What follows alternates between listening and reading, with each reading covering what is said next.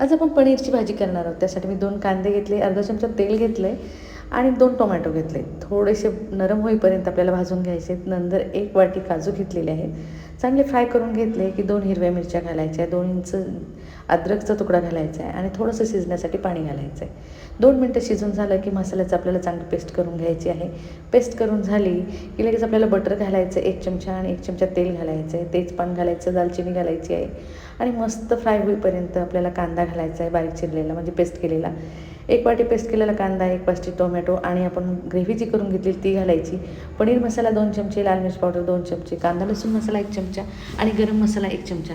चांगलं कसुरी मेथी घालून मसाला चांगला तेल सुटेपर्यंत फ्राय करून घ्यायचा आहे.